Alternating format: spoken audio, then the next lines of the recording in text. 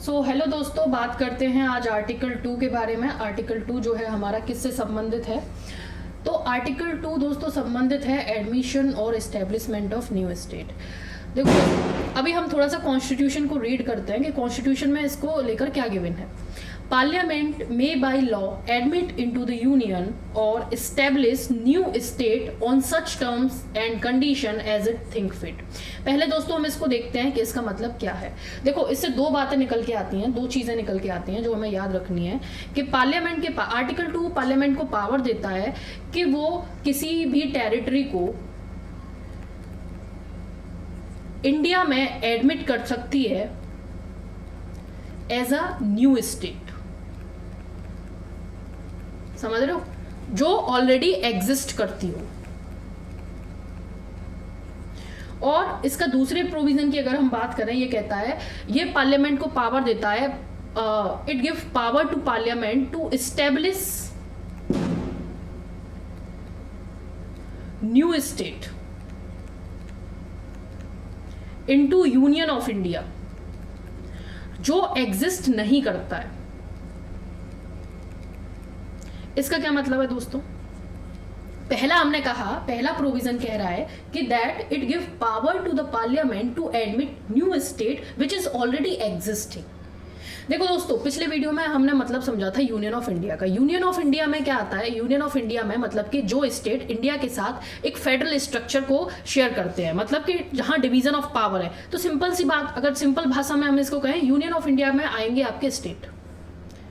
ठीक है, मान लीजिए कल को क्या होता है कि कोई भी एक ऐसी टेरिटरी है, कोई भी ऐसा देश है जो कह रहा है कि भाई हम भारत का पार्ट बनना चाहते हैं, we want to become the part of India. Bharat क्या कर सकता है? वो उसको इंडिया में ले सकता है एज अ न्यू स्टेट। दोस्तों, ये चीज आर्टिकल 2 के अंदर हो सकती है। तो ये पहले क्लॉज से रिलेटेड है। क्यों? क्योंकि देखो, एक टेरिटरी थी जो ऑलरेडी एक स्टेट थी, जिसका हम एग्जांपल के तौर पे ले लेते हैं। मान लीजिए ये भूटान है जो ये कहता है कि मैं अब इंडिया का पार्ट बनना चाहता हूं, तो ये ऑलरेडी एग्जिस्ट करता है, तो हम एक नई स्टेट बना देते हैं भूटान। ठीक है, अब क्या हुआ, हमने नई स्टेट बनाई जो ऑलरेडी एग्जिस्ट करती है। मान लीजिए क्या होता है, भूटान कहता है कि नहीं, मैं आपका पार्ट बनना चाहता हूं, लेकिन 2 हिस्सों में डिवाइड करो भूटान को, और क्या होगा, फिर एक नई स्टेट बनेगी, एक भूटान बनेगी, एक दूसरी स्टेट और बनेगी। तो मतलब ये क्या कहता है, जो आर्टिकल 2 है, ये पार्लियामेंट को पावर देता है कि वो एक नई स्टेट बना के उसको इंडिया का पार्ट बना सकता है, यूनियन ऑफ इंडिया का पार्ट बना सकता है। समझ आ रही होगी ये चीज आपको? तो समझ आती है ये चीज? दोस्तों, यहां हमें एक चीज और ध्यान रखनी है जो काफी टेक्निकल है, जिसको लेकर हम कंफ्यूज हो सकते हैं, जो आर्टिकल 2 के बारे में कंफ्यूज है। देखो, कोई भी टेरिटरी है, अगर हम उसको इंडिया के अंदर लेते हैं एज अ स्टेट, अगर हम उसको स्टेट बनाते हैं, तो वो आपका आर्टिकल 2 के अंदर हो सकता है ना? या तो वो एग्जिस्ट करती हो ऑलरेडी एज अ स्टेट, या एग्जिस्ट नहीं भी करती हो, इंडिया उसको स्टेट बना के ले। ठीक है, वो कोई टेरिटरी हो, उसको डिवाइड करे, बाइफरकेट करे एंड नई स्टेट फॉर्म करे और इंडिया का पार्ट बनाए, ये आपका आर्टिकल 2 में हो सकता है।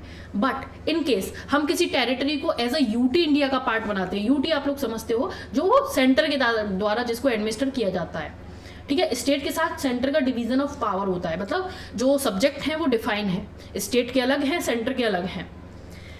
ठीक है, तो यूटी के केस में दोस्तों, अगर आप किसी टेरिटरी को एज अ यूटी इंडिया के अंदर ले रहे हो, तो वो आर्टिकल 2 के अंदर नहीं होगा, वो आर्टिकल 368 के अंदर होगा, मतलब कॉन्स्टिट्यूशन अमेंडमेंट एक्ट की रिक्वायरमेंट होगी उसके लिए। समझ रहे हो? उसके लिए हमें अपने कॉन्स्टिट्यूशन को अमेंड करना पड़ेगा। तो दोस्तों, ये हो गया हमारा पहला प्रोविजन। अब जरा हम इसके दूसरे प्रोविजन को भी देख लेते हैं। दूसरा प्रोविजन हमसे क्या कहता है?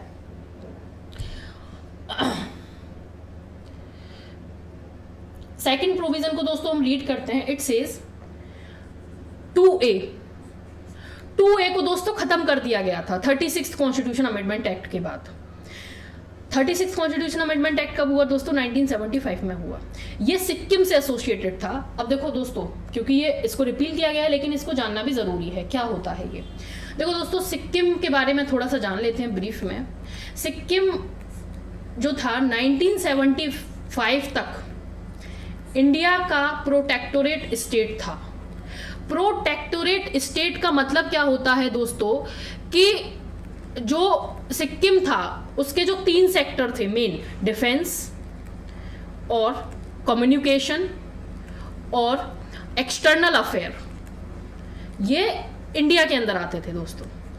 लेकिन 1975 और 1974 तक आते आते सिक्किम में कुछ ऐसी कंडीशंस बनी, मतलब वहाँ का जो मोनार्क था चोग्याल, वहाँ से उससे लोग परेशान थे और वहाँ पे कुछ इस तरीके की कंडीशन बनी, जो वहाँ का प्रोग्रेसिव सेक्शन जो था वो ये चाहता था कि सिक्किम जो है वो भारत से और ज़्यादा इंगेजमेंट बढ़ाए।